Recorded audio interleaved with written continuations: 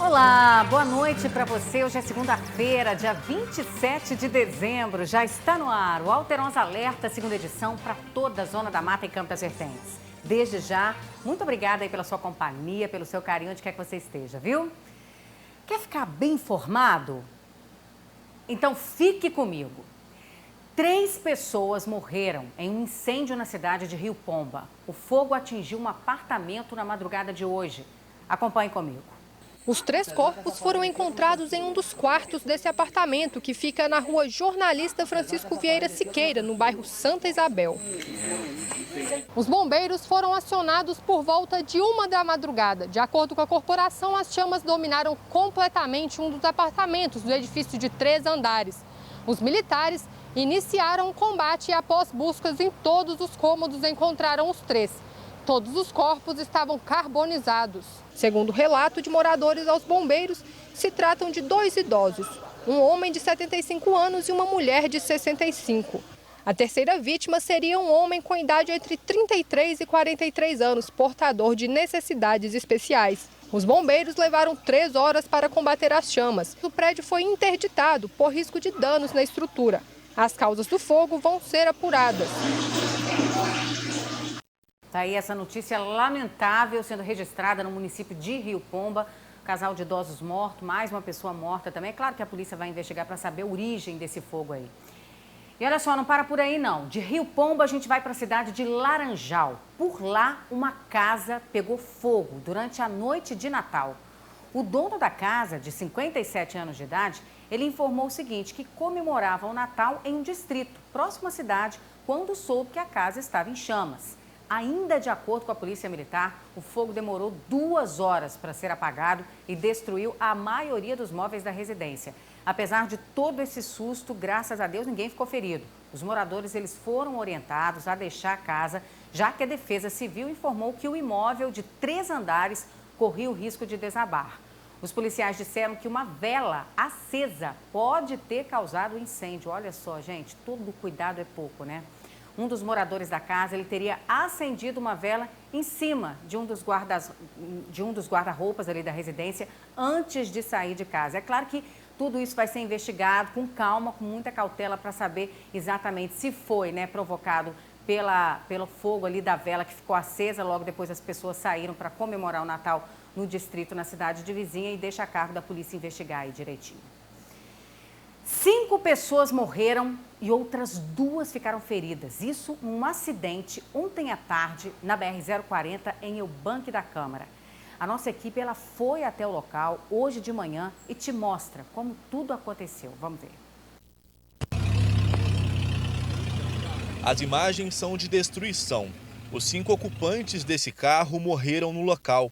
A batida entre os 2 veículos foi no domingo à tarde. O acidente aconteceu exatamente neste ponto da BR-040 aqui em Eubanque da Câmara. O carro seguia sentido Juiz de Fora e o ônibus sentido Belo Horizonte. Segundo o Corpo de Bombeiros, é provável que o motorista do Palio tenha perdido o controle da direção por conta da pista molhada. Isso porque chovia na hora do acidente. Ele invadiu a contramão e bateu de frente com o ônibus. No Palio com placas de Juiz de Fora estavam um homem de 54 anos, a esposa dele de 45, uma filha do casal de 26 anos e mais 2 ocupantes ainda não identificados. Os óbitos foram confirmados pelo SAMU.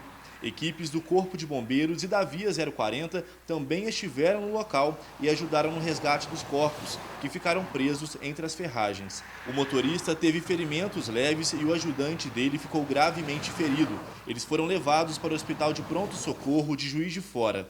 A Polícia Rodoviária Federal controlou o trânsito durante o atendimento. Hoje de manhã, as marcas dos pneus do ônibus ainda estavam no local. Tinham pedaços do para-choque, da carroceria e até uma garrafa de café. Do outro lado da pista, parte do que sobrou do carro. Por meio de nota, a empresa Pedra Azul, que é dona do ônibus, disse que vem dando suporte aos passageiros e aos motoristas envolvidos no acidente. Segundo a empresa, os motoristas continuam em observação no pronto-socorro de Juiz de Fora. Os passageiros seguiram viagem ontem mesmo em um ônibus reserva. Eles saíram do Rio de Janeiro com destino a Belo Horizonte. Já a Buser, empresa que intermedia as viagens, informou que também está dando apoio aos envolvidos e aguarda as investigações do acidente. As empresas afirmaram que a documentação e a licença do ônibus estão em dia e se trata de um veículo novo.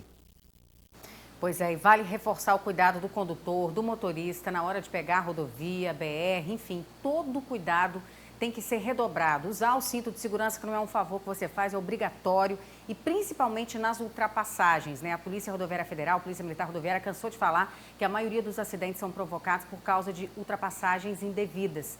Então, fique atento também. Vou dar uma paradinha, vou para o intervalo e volto já já.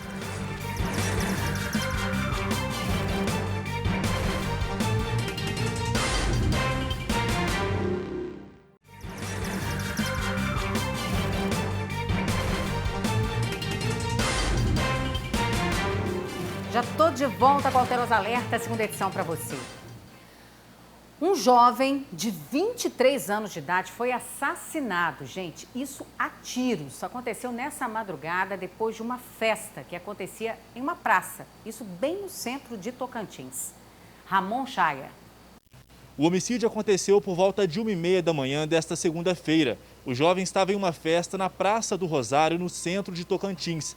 A Polícia Militar informou que encontrou a vítima morta, caída na praça. Testemunhas contaram que 3 suspeitos se aproximaram e atiraram na direção do jovem. Ele tentou fugir, correu, mas foi perseguido e morto com tiros na cabeça. O corpo foi levado para o IML de Ubá. A motivação do crime não foi informada. Nenhum suspeito foi encontrado. Pois é, tá aí esse homicídio sendo registrado no município de Tocantins, na zona da Mata Mineira. A polícia vai ter trabalho para investigar, para chegar até o autor, e a gente fica na torcida para que identifique logo. E teve um outro caso parecido também, gente, com esse, só que aconteceu em Juiz de Fora na manhã de sábado, dia de Natal. Um jovem de 22 anos de idade, ele foi morto a tiros depois de uma festa no bairro Dom Bosco. A nossa equipe esteve lá. Acompanhe comigo. O crime aconteceu no bairro Dom Bosco, em Juiz de Fora, em um local conhecido como Chapadão. A vítima é um jovem de 22 anos que, segundo a PM, foi morto com mais de 15 tiros. Ele participava de uma festa que acontecia no bairro na noite de Natal. Segundo os moradores, a festa acontecia nessa rua e começou por volta de 10 horas da noite. O crime teria acontecido aproximadamente às 6 horas da manhã. São 4 alguma coisa da manhã e o baile está acabando agora. Este morador, que preferiu não ser identificado, conta que ouviu o barulho dos disparos. Ele diz que a festa acontece todo ano. Está transcorrendo bem, aquela coisa de jovem, sobe, desce, carro, moto, e a gente não dormiu por causa disso. Aí, por volta de 6 horas da manhã, eu vi uns estampidos de tiro, né? Quando eu cheguei da varanda, eu só vi o pessoal correndo, uns deitando no chão, a fumaça do tiro saindo. E a gente fica inseguro, os moradores, porque não é a primeira vez que sai tiro dessas festas, não é a primeira. E essa agora, infelizmente, foi fatal. Agora, a gente está dentro de casa, você pode pegar um tiro desse e errar e bater numa pessoa que está dormindo ou na sala. Do Dom Bosco mesmo, são poucas pessoas. Muito é o pessoal que vem de fora, né? Segundo a Polícia Militar, não houve nenhum chamado no 190 relacionado à festa que acontecia no local durante a madrugada do dia 25 e a noite do dia 24. A PM diz que só foi acionada quando o crime já tinha acontecido na manhã de sábado. A ocorrência hoje por volta de 10 para 6 da manhã, foi gerado no sistema Copom. Um cidadão estaria sido alvejado por arma de fogo, estaria caído no escadão, no local, no Chapadão, conhecido como Chapadão. Os moradores reuniram e com isso ocorreu a aglomeração de outras pessoas de outros bairros no local. O monitoramento é feito pela Polícia Militar, pelo patrulhamento preventivo. Na noite não houve nenhuma solicitação a respeito do fato de brigas, transtorno no local. Então, a princípio, estava tudo tranquilo. Os moradores no local falaram que acordaram com o barulho do disparo e depararam com um rapaz caído ao solo. Ainda não há informações sobre o que teria motivado o assassinato. De acordo com a PM, a vítima era moradora do bairro Nossa Senhora de Lourdes, também em Juiz de Fora, e já tinha passagens na polícia por tráfico de drogas. Já existe algum suspeito identificado? Não, até o momento não. Estamos em diligências. Pois é, e tomara que localize, né? A gente se coloca na pele da mãe desse adolescente, desse jovem de 22 anos de idade, morto numa noite de Natal. Já não é fácil perder o filho, ainda mais uma data dessa que era para ser comemorada em união e família, vai ser eternizado dessa forma na cabeça dessa mãe.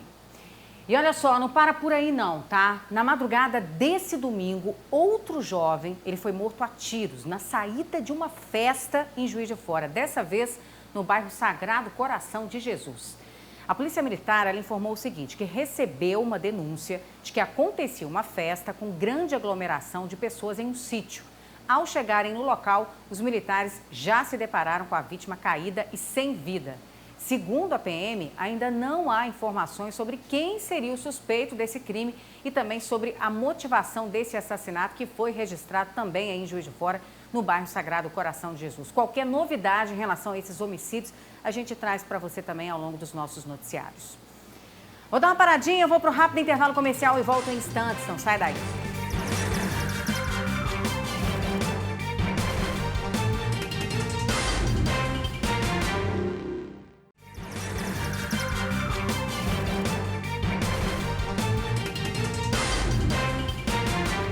Já estou de volta com a Cauteloso Alerta, segunda edição para você. A Prefeitura de Além Paraíba vai dar continuidade à imunização contra a Covid-19 e influenza na terça e quarta-feira. Então fiquem atentos, hein? A campanha ela foi batizada como Big Vacinação e espera mobilizar nos próximos dias mais de 2.000 pessoas, aproveitando a redução aí do intervalo para quem vai tomar a terceira dose da vacina contra a Covid-19. A Big Vacinação, gente, ela vai acontecer nos dias 28 e 29 de dezembro, das 8 horas da manhã até as 4 horas da tarde, no Cine Teatro Brasil, no centro da cidade. Vão ser aplicadas doses de reforço da Covid-19 para quem tomou a segunda dose até o dia 30 de agosto desse ano, segundas doses da vacina Janssen para todos que receberam aí a primeira dose do imunizante e também imunização contra a influenza, para quem ainda não foi vacinado contra o vírus esse ano. A Prefeitura ainda informou que a vacina contra a influenza também vai estar disponível nas unidades de saúde do município. Mas atenção, hein? Que por conta da indisponibilidade do sistema do Ministério da Saúde, só vão ser vacinadas as pessoas que estiveram com cartão de vacinação em mãos. Então leve o seu cartão de vacinação até o posto de saúde. Tosse, espirro, coriza. É gripe ou é Covid-19? Pois é, com o aumento de casos de influenza nas últimas semanas, ficou mais difícil identificar os sintomas para diagnosticar uma doença ou outra, já que os sintomas são semelhantes. A nossa equipe foi conversar com um especialista para entender qual é a diferença. Tosse, dor de cabeça, febre, dor de garganta, coriza, vermelhidão nos olhos. Todos são sintomas que podem ocorrer tanto nos casos de gripe como nos de Covid-19. O infectologista explica que enquanto os sintomas de influenza são mais súbitos, os da Covid evoluem mais lentamente. No Covid clássico, você tem perda de paladar, perda de olfato e uma falta de ar muito grande, já assim com 3 a 5 dias de doença. Na gripe, você vai ter cansaço, você vai ter dor no corpo, você vai ter febre alta, que nem sempre aparece no Covid. Você vai ter uma indisposição para fazer as coisas, e isso mais precoce. Isso com 1 dia, 2 dias, você já tem essa coisa. A evolução da gripe ela é mais curta. Você fica com gripe 3 a 5 dias e o Covid vai se propagar por 7, 8, 9, 10 dias. Em tempos de pandemia, a Covid-19 parece ser a primeira doença a vir à mente, diante de uma combinação de sintomas, especialmente por conta da nova variante, a Ômicron, que, segundo o infectologista, os sintomas são muito semelhantes aos da gripe. A gripe, ela coloca a sua vida em risco? Pode até colocar, mas é muito, muito menos do que o Covid. O Covid coloca a sua vida em risco? Pode até colocar, mas é muito, muito mais que a gripe. Então, o que eu vejo? Sabe aquela situação de fica em casa? Não fica não. Vai buscar orientação médica, vai buscar assistência médica, vai buscar saber o que você na verdade tem, porque a gente só trata direitinho aquilo que a gente sabe que na verdade tem. Minas Gerais registra mais de 30 casos da variante Ômicron. O governo afirma que no estado já há transmissão comunitária. Já em relação aos casos do vírus influenza A H3N2, o estado soma mais de 140 casos. Só para você ter uma ideia, hoje em Nova York, 90% dos casos de Covid são variante Ômicron. Nos Estados Unidos inteiros, 73%. Israel segue o mesmo parâmetro. E são países que estão vacinando, né, que começaram a vacinação anterior ao Brasil. Então, essas coisas de variante acontecem num lugar, com 4, 8 semanas chega ao Brasil também. Quando você infecta muito mais gente, é aquela continha simples. 3% de 100 é uma coisa, 3% de 1 milhão é outra. Então, na minha visão, e isso é a visão também do pessoal dos Estados Unidos, pessoal de Israel, eles já estão se preparando para terem serviços de saúde mais disponíveis. De acordo com o médico, o aumento nos casos de influenza nas últimas semanas pode estar associado à baixa cobertura vacinal contra a gripe, à flexibilização das medidas de restrição adotadas como prevenção à Covid-19, ao relaxamento das pessoas quanto ao uso de máscaras, à higienização das mãos e ao distanciamento social. A pandemia, ela está se mantendo, a culpa, se a gente pode usar essa palavra, é dos não vacinados. Porque eles é que mantêm a circulação do vírus, eles é que permitem que o vírus faça mutação. Então, pedir às pessoas que se vacinem. As vacinas que você usa todas são seguras. Que os pais não tenham medo de vacinar seus filhos acima de 5 anos, assim que essa vacina for disponibilizada. Acho um absurdo você fazer quase um plebiscito para saber se os pais querem ou não vacinar seus filhos. Não é uma questão de escolha, é uma questão de necessidade. Todos já demonstraram eficácia clínica. Tanto é, gente, que como é que você diminuiu o número de pessoas nas UTIs? Me explica. Qual remédio que você usou? Água benta? Que não foi, né? Então, eu acho que assim, a gente tem que dar crédito à vacina, que é a maior tecnologia da história da humanidade, para enfrentar uma outra coisa, que é a maior pandemia da história da humanidade. Para quem ainda tem dúvida, não é mais obrigatório aí dar um intervalo entre a vacina da Covid e a da gripe, tá bom?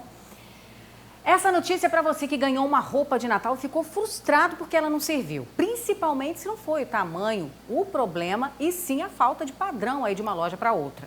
Já aconteceu com você? Um estudo da Associação Brasileira de Normas Técnicas, a ABNT, sugere um modelo único de medidas para as roupas femininas. Quase 10 mil mulheres tiveram os corpos avaliados. Qual o seu tamanho de roupa? A pergunta é simples, mas a resposta... Às vezes é um 44, às vezes é um 42, às vezes é um G, às vezes é um médio. É mais ou menos o M mesmo. E ainda depende da confecção, né? A confusão está com os dias contados. Foram 9 anos de pesquisa com quase 10 mil mulheres de diferentes idades, etnias, biotipos e regiões do país. Os manequins mais comuns entre as brasileiras foram definidos com uma técnica inovadora e um resultado surpreendente. Os corpos foram escaneados em uma máquina 3D com precisão milimétrica. Entre mais de 10 biotipos encontrados, os mais comuns são o retangular, seguido pelo formato colher. Paradigma de que o brasileiro é corpão violão, grandes ancas, né, grande busto, mas na verdade é realmente o corpo retângulo, que não é uma caixa, mas as diferenças entre busto, cintura e quadril são menos significativas. Agora, cada numeração vai corresponder às medidas das mulheres em centímetros. Busto, cintura, quadril. Um tamanho G, por exemplo, vai ter as mesmas medidas em todas as confecções que seguirem as normas. O consumidor vai ficar mais seguro, principalmente nas compras online, tão comuns durante a pandemia. Apesar de não ser obrigatória, a regra já é referência para grandes lojas de departamentos. O mais importante é pensar justamente nessa normatização para facilitar a vida do cliente, para o cliente conseguir encontrar o tamanho ideal dentro das lojas, né? Bom, eu tô indo embora, uma ótima noite para você, boa semana e até amanhã. Tchau, tchau.